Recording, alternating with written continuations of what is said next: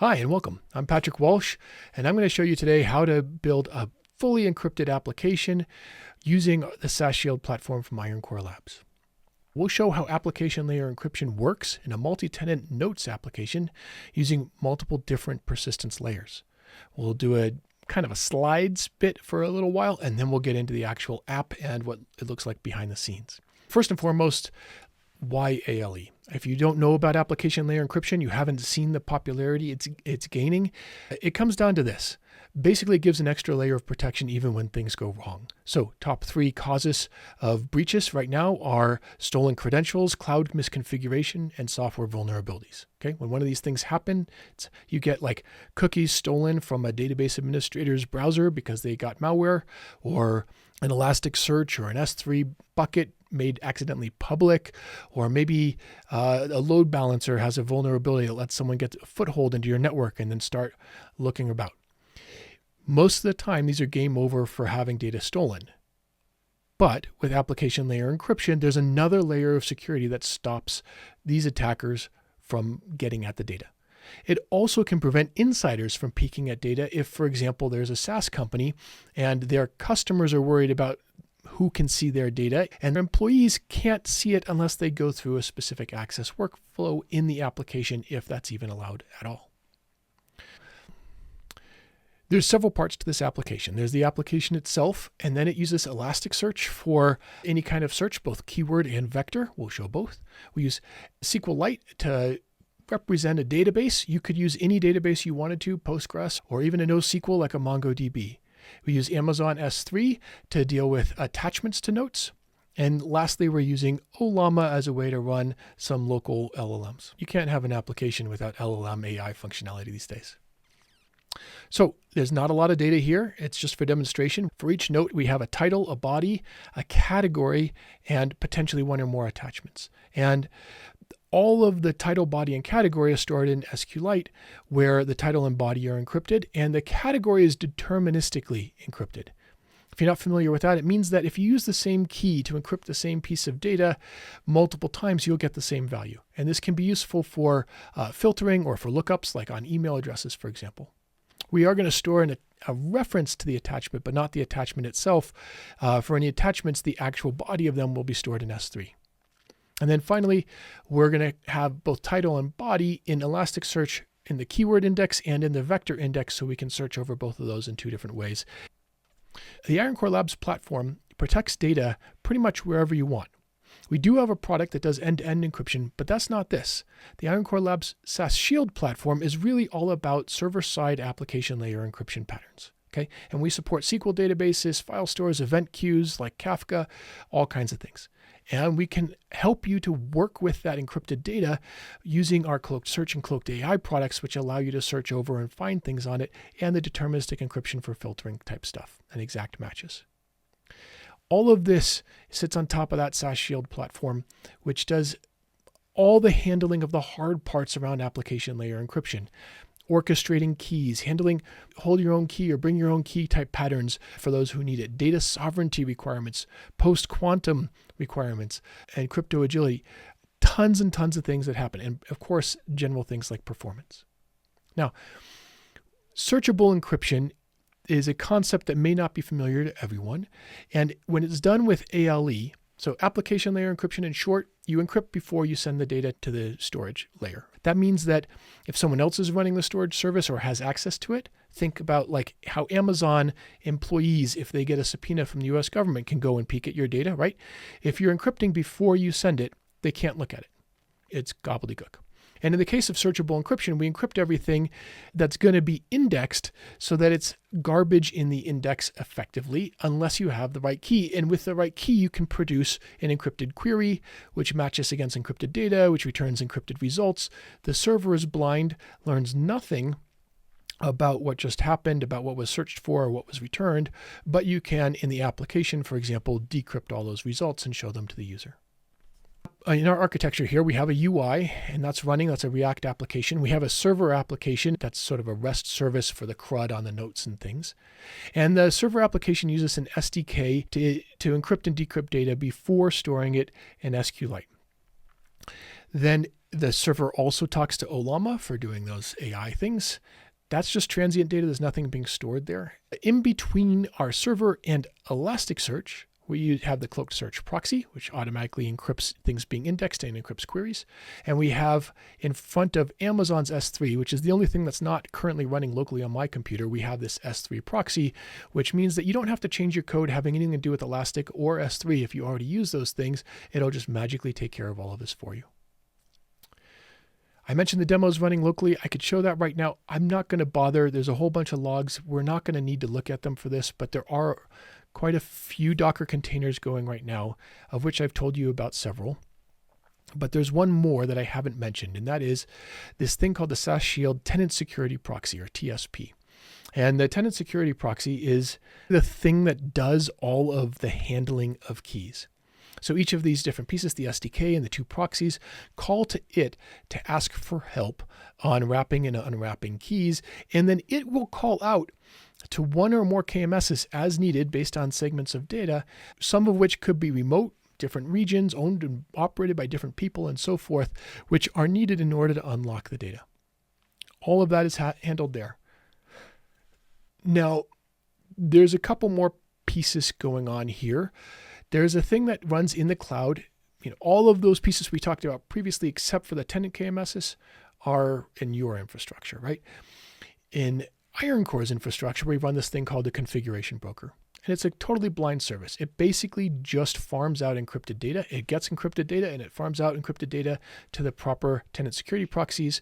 And so configuration is encrypted in the browser, for example, sent to the config broker, and then decrypted in the tenant security proxy. And that configuration data says how to access the different KMSs. That comes into play mostly on boot and as configuration changes need to be pushed out. But there's no data, keys, or anything else that are flowing through config broker as part of the standard flow of things. Next thing I'll explain is that when you hear about things like BYOK and HYOK and stuff like this, there's a whole bunch of different patterns. And it more or less comes down to this.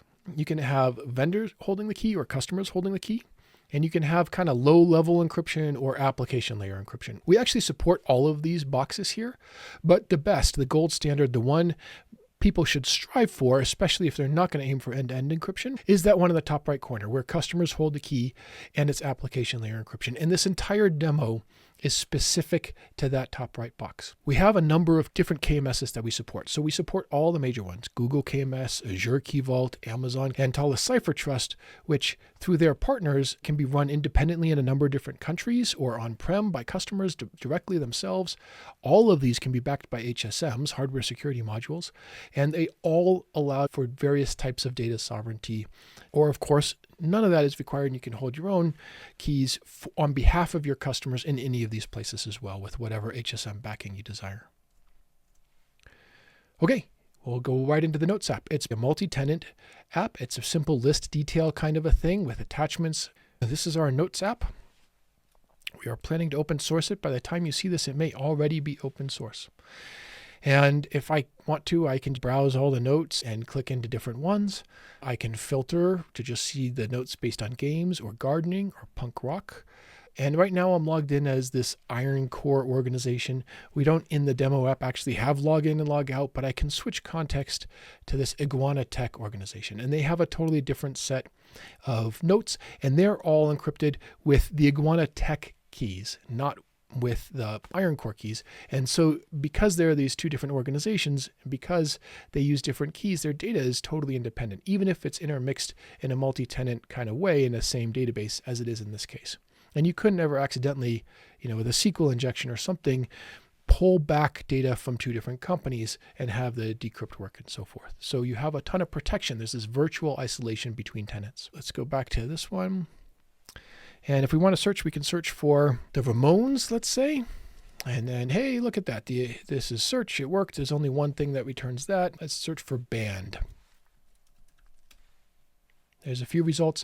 So this is doing right now pure keyword search. We can do hybrid search, by the way, with vectors. We intentionally didn't for this demo to more illustrate things. So we don't have a ton of data in here, which is why there aren't a lot of results, but it all works fairly simply anyway. Another thing we can do is we can drop over here to our chat bubble when we can have a conversation with our friendly neighborhood bot. And we'll ask it what improves what improves gardens. Now this is doing a very simplistic RAG workflow. It's doing a vector search, right? So it can do that natural language search instead of keyword search. It found a note, which is this one here, which it fed into the LLM, which answered the question based on the data in the note. We're just feeding it the top result. It's a fairly simplistic approach. All of this is just running locally, including the LLM and the embedding model and all that. So as I save or update things, it'll re-index and do the whole thing. And that's basically it for what the app does. The main takeaway here is that all the key features of an app like this are pretty easy to do. From a user perspective, none of this looks unusual, right? It's fairly standard. That's because we're looking at the front end. When we look at the back end, for example, when we go and we look in a second at the SQLite database, we'll see stuff that looks a lot different. Basically a whole bunch of gobbledygook, right? We'll notice that the categories column, which is this column right here, will have repeated values. Like for org ID 1, all of these notes have this same category. Whatever category that is, I don't know, but I do know it's the same. And between our two organizations, they both had a garden category. Those are different values between the tenants because, of course, they use different keys, therefore different values. You can't line those things up in any way.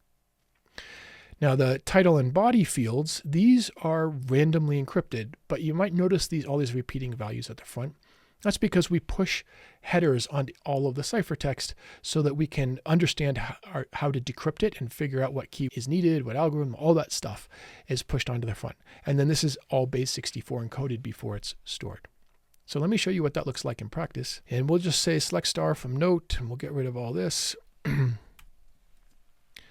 And this is more or less what that screenshot was showing you, right? Here's org ID 1, org ID 2.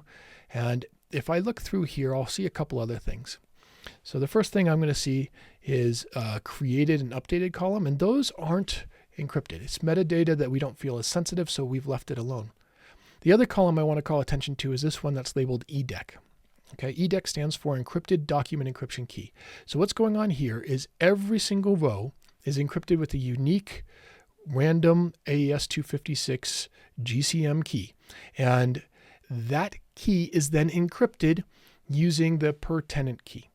Okay, and then that has to be stored with or alongside the data in some way. It could actually be stored in a totally separate table if you wanted it to, but each one of these in this column has to be decrypted in order to use it to decrypt the things in the rest of the row.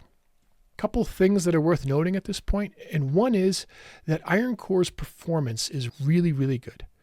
The tenant security proxy does a bunch of work up front to pre-warm all its caches on boot. It's written in Rust, it scales extremely well. We can protect secrets that are held within it. It's in a Docker container with just exactly one binary and absolutely no other surface area in it. Each TSP can handle massive loads, like tens of thousands of requests a second without breaking a sweat and with very low memory requirements. But it does scale horizontally if needed, and you can have multiple of these for each region if you want. You can distinguish between what's accessible in what region or however you want to set it up. There's another feature we have called key leasing. Key leasing is unique to IronCore as far as we know for this type of product, and it allows vendors to insulate from network issues or slower distant KMSs. The way it does that is it adds another layer of keys in an envelope wrapping scheme, and then it checks every 5 minutes to make sure it's still allowed to have that leased key. Importantly, each per tenant key is created and stored inside probably an HSM, but at least a key management service, and should be non-exportable. That key is never uploaded. It's used. We call out and say, hey, we need you to encrypt with this, or hey, we need you to decrypt with this. But it stays where it was created. It shouldn't be viewable even by admins of the KMS, right? If it's done right, we can fully protect that master key. And these leased keys are encrypted with it, and things that are encrypted with leased keys are encrypted underneath it, and so forth. Although you don't have to do that. Actually, on a per tenant basis, you can decide if key leasing is on or if every single encrypt and decrypt goes back to the KMS. The big difference being that revocation is instantaneous if key leasing is off, and it takes up to 5 minutes if key leasing is on. We also preserve all the audit trail stuff about everything that's being encrypted and decrypted. We live stream that to customers who set up their own log syncs. Also, we're crypto agile and post-quantum ready. And what that means is right now there's this huge evolution happening in cryptography. There are these new standards which are better resistant for public key cryptography to quantum computers, okay, and theoretical attacks by quantum computers. And because of that, with the new standards, a lot of companies will be migrating to using these new algorithms. But they are brand new, and so not everyone is comfortable with them yet, and rightfully so, and they'll probably evolve and change themselves, and best practices and hybrid. There's a lot of change that's coming up in this world of cryptography in general. If you have HYOK powered by Iron Core, hold your own key, then your customers can decide when they're ready to start using newer algorithms, okay? Different people are going to have different policies, going to move at a different rate on that. Everyone can choose their own algorithms, their own key sizes, whatever they want for those master keys, which lock up everything underneath it in this envelope fashion. Okay, with that, let's go and see what's going on with that keyword search. And for that, I'm going to come on over here and we're going to do a quick search directly to Elasticsearch. Okay, so this is a direct search for all documents that have been indexed. And what I'm getting back here is kind of a bunch of gobbledygook. There's this ICLP title and ICLP body, and we're going to ignore the vectors for a moment. We'll come back to those. And this ICL encrypted source, and it's a bunch of gobbledygooky stuff, right? That encrypted source is optional. That's only if you want Elasticsearch or OpenSearch to be a document store, so that you can get back results with full fields coming back directly from that. Now, we did it because it'll make the next part of the demo nice, but frequently what people do is they feel like the ID field is good enough and they can go and fetch whatever documents the search found and produce them for search results or whatever as necessary. But if we go through the cloaked search proxy, and if we do it with all the right credentials and all that stuff, what we do get back, because we told it to store the source file, is we get back fully populated title and body. And of course, before we got the org ID regardless. So that's kind of nice. Other things to think about here. The query obviously has to be encrypted with the same key. That means if someone's holding their own key and then they withhold the key, if they revoke access to it, what'll happen is you can't search the data. You can't make sense of it. You can't decrypt it. Not the stuff in SQLite, not the stuff in Elasticsearch, and so forth. And it also means that someone who gains access to the server without the key, it doesn't mean much of anything. And I should point out that for our keyword search, it's really powerful. So even though we sit in front of an existing search service, we can do all the ands and ors and Boolean logic and groupings. We can do type ahead search with wildcards. We can do exact phrase searches, phonetic searches. We can do complex rankings, right? So we can weight the title field to be more important than the body. Sub-document search. In this example, we're cramming all the different tenants' data into one index, but you could actually have an index per tenant or multiple indices across multiple tenants or whatever you want. We can accommodate a whole lot of architectural choices and styles depending on what's being used. Okay, now let's talk about vector search. So if you're not familiar with vectors, I'll try to give you a very quick understanding of what's going on here. The most popular way today to do natural language search over sentences is this vector search approach. And the way it works, basically, it's capturing meanings of text or images and so forth, and looking for things with similar meanings. That's the main gist of what's happening mathematically. And the way you go about it is you start with a sentence or a paragraph or some chunk of text or image or whatever, and you run it through a thing called an embedding model. And an embedding model is a lot like an LLM. It's trained in much the same way, except instead of producing a guess as to what the next sentences would be, it's producing a series of numbers which mathematically capture the meaning of the input. What most people don't realize, though, is that there are these things called inversion models, and they're fairly easy to make and train. If AI made it, AI can unmake it. Essentially, an inversion model takes a vector and turns it back into its original text or image or approximation thereof. In this case, we went from our earnings are down to our income is down, which is semantically the same, but strictly speaking different. Now, the best attacks we've seen have about 92% accuracy on exact words, including all full names, health diagnoses, and so forth. The other 8% that weren't exactly spot on for the word are semantically the same, like the difference between, in this case, in this context, earnings and income. However, if you go ahead and you encrypt the vector we use something called approximate distance preserving encryption, then you're going to find yourself in a place where you can't invert it. If you use the standard inversion models, you'll get nothing. Even if somehow, and you shouldn't allow this, someone is able to train off of the original text and associate it with the ciphertext vectors and do a ton of those and train a model on that, even then you get very bad results. They're really fuzzy relative to the original meaning. Might have the general theme, but not the specifics in any way, shape, or form. And that's because there's a lot of randomness to each and every one of these. If you take the same embedding, the same series of numbers as an input first, and you encrypt it twice, even with the same key, you'll get totally different results, which screws up the models pretty well. The last thing I'll mention about the vector search is that it works with basically anything that holds vectors. And almost everything is a vector store these days. So whether you're using Oracle or Postgres or SQLite and native stuff there, or Elasticsearch like we are in this demo, or you're using dedicated things like Quadrant, Pinecone, Weaviate, or whatever, any of those will work with this. And we are absolutely leading the way here. We've been recognized by Gartner as being out in front. We're the only company who can encrypt vectors regardless of where they're stored. It is a very important thing if you're using RAG workflows or other kinds of AI. And I'll just show briefly, looking back over here, when we were doing the direct search and what that looks like, you can see at a glance that these are encrypted vectors. And that's because typical vector embeddings, each number is very small. It's between 2 and -2 typically, maybe 3 and -3 depending on the embedding model. Whereas the encrypted values are much, much larger, and they can be much larger than this again.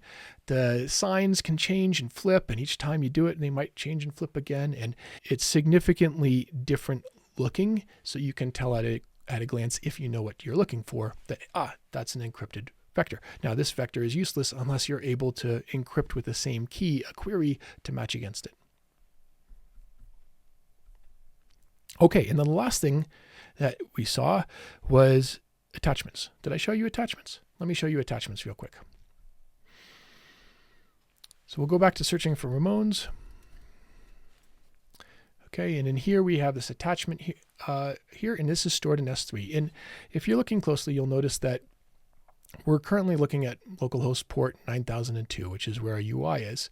But when we click on this guy, it's going to launch a new tab, and it's at a different address. It's localhost 8080, and it's got this long thing here. And what you're actually seeing is direct access to the Cloak Search proxy using a pre-signed S3 URL. And so what's happening here is, instead of having the application have to fetch the document from S3, pull it down, and then serve it up again through the app, you can bypass that using pre-signed URLs to directly access the encrypted data for a short period of time until that URL expires. And that's pretty cool because the Cloak Search proxy is able to stream stuff back from S3 as it comes in. To show you a little more about what this looks like, we're going to go over here into an application called CyberDuck, which is like an FTP program, and it's currently logged into our S3 bucket, and it's directly there. And you can see that in here, we have 2 different directories by convention, notes-demo- and then org ID. And so all of org ID 1's attachments are going to be under here, and org ID 2's are going to be under here. And if we go in here, and by the way, there's a setting for this. You can use whatever convention you want, and that's what this tenantmapping.conf is all about.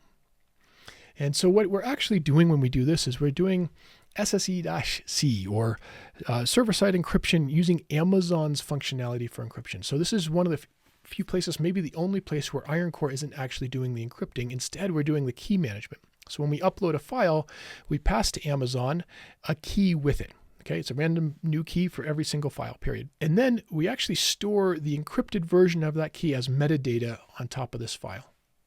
When you go to try to request the file, so all of these guys here are encrypted. And if I say quick look as a way to see it, and then I kind of come down here, we can see it won't let me fetch the file because it was stored using server-side encryption and the correct parameters weren't sent in, which is to say you can't even fetch this file without passing in the per file key. What the S3 proxy is doing actually is managing all of that. So it's able to get the encrypted key from the file. So even if the file moves around between buckets, it's able to unwrap it because we still have access to the tenant's master key. It's able to provide that and get back a file. And importantly, you can still do anything you can do with the S3 APIs and with Amazon. If you're processing a CSV file. You can do all that server-side at Amazon. Now, Amazon does see these per document keys, but they use it to encrypt or decrypt, and then they throw it away. They don't persist it. So now if a subpoena goes to Amazon and says, give us everything in this S3 bucket, Amazon at best can give them a bunch of encrypted files. They don't have any persisted keys they can use to unlock those files. It's important for data sovereignty purposes. So you have a company in Germany, and Germany says, we don't want the US government spying on our citizens and asking Amazon for our citizens' data without telling us or going through court processes and stuff. And the US has no protections for foreign citizens, right? All the privacy protections, Fourth Amendment and stuff is for US citizens. So this stuff becomes, in an international global world, it can be very important. That's what we mean when we talk about data sovereignty. The key takeaway you should have at this point is that even if an attacker gets into the network, or even if one of your admins is really curious about one of your customers and their data, if they're going and they're poking around, what they're going to see by accessing Elasticsearch or by accessing the SQL database or whatever is a bunch of gobbledygook for those fields you've decided are sensitive and need to be encrypted. And that's huge because they can't walk away with data they can't see. I mean, they can walk away with encrypted data, but it's useless.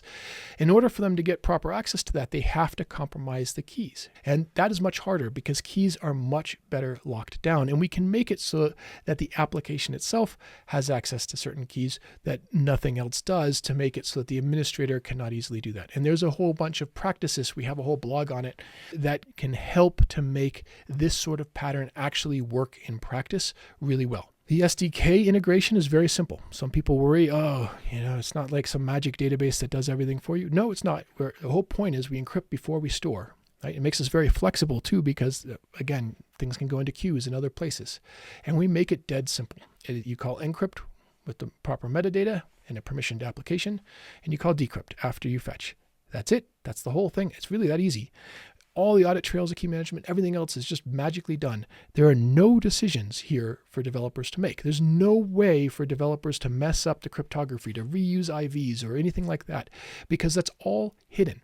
What algorithms are chosen, how they're used, et cetera, is all part of what IronCore manages. And from the most senior to the most junior developer, anyone can manage to do this. There's a longer form of this demo that gets into a lot more of what's going on. I'm not going to go that deep into it here.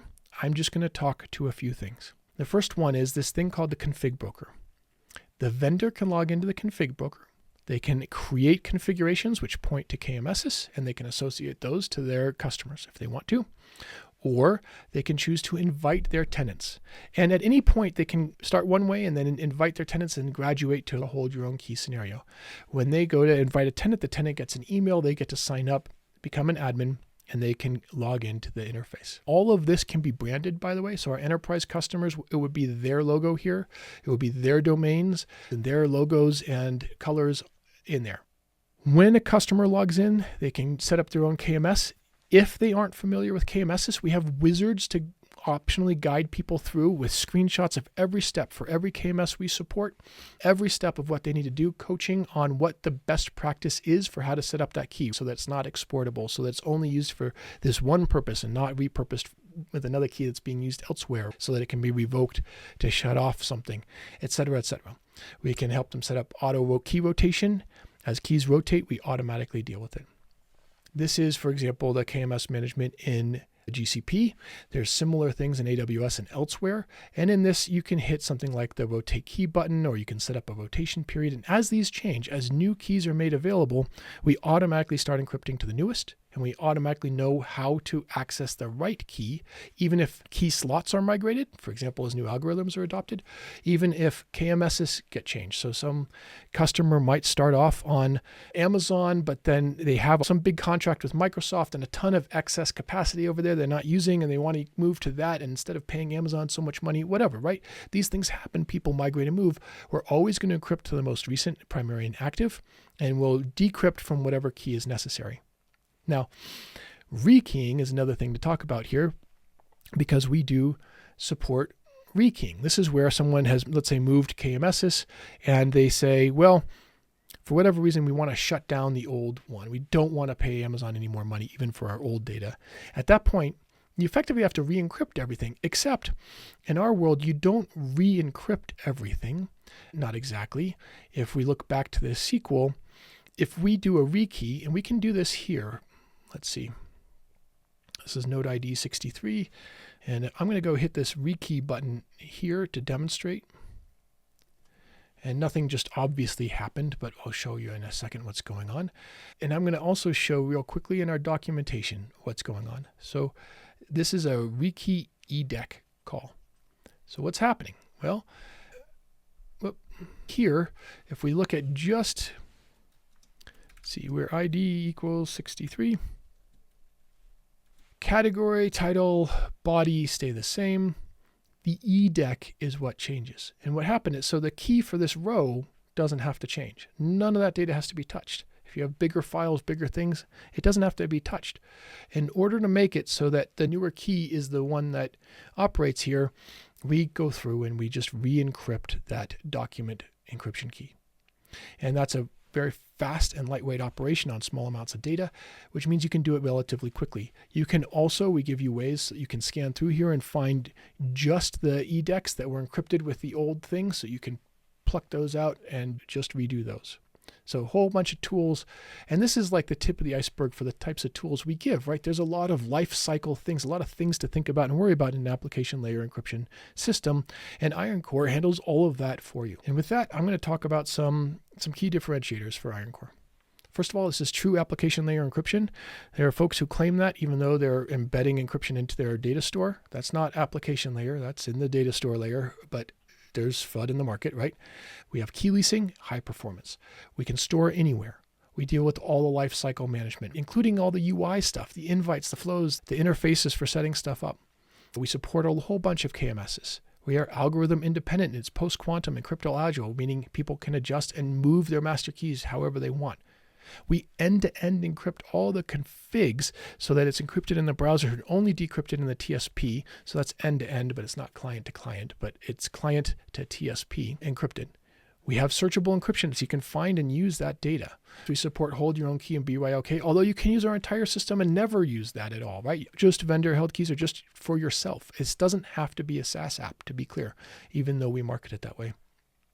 I didn't go over in this demo audit trails, but this becomes particularly important when key leasing is on. But whether it is or not, we can push real-time audit trails for every encrypt and decrypt that happens so people can monitor how their data is being accessed. And we provide ways so that the application vendor can add other events that get pushed through, security events like users being added or removed or permissions changing or anything that makes sense can be added to these audit trails that flow in real time out to the customers who set up log syncs for them.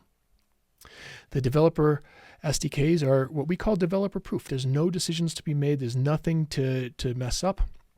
And of course, we absolutely, utterly crush on performance. We really scale very well. We do this quickly. It's hard to do quickly. This can easily slow down an application if it's not done right. And we go to great pains to make sure that doesn't happen. And the last thing I'll mention here is that we are very different from others in our space. A lot of them come up with something and they don't want to tell anyone what they did or how they did it, or only under NDA, and even then at a vague hand-wavy level, right? That's because they're very worried about people critiquing them, or we're worried it's too easy and it'll be stolen, or whatever they're worried about. They're very private about how they're actually protecting data. And I don't know about you, but I don't trust that even a little bit. So, I like Signal over a lot of their competitors, right? They're very open about what they're doing. Okay, we are too. Most of our crypto code is open source. We invite a lot of sunshine over everything we do. Our documentation is public. We have full transparency. There is nothing that we're doing where we're hiding how we're doing it or what we're doing or pretending that it's secure without really explaining how or why. We have mathematical proofs of security. We can define what those security edges are. We are extremely rigorous in what we do and how we do it. And this absolutely sets us apart. And that's it. Quick demo of IronCore Labs and the SaaS Shield platform, along with a lot of its capabilities, to show in a toy application for notes, loosely modeled after Evernote, how you could go about building an application here. Of course, many people have much more complex applications they're looking to build this type of technology into. And for folks like you, if you were one of those, please talk to us, reach out. We have a ton of experience here and we're happy to talk with you and share that, maybe advise if that's warranted. Thanks very much and have a good day.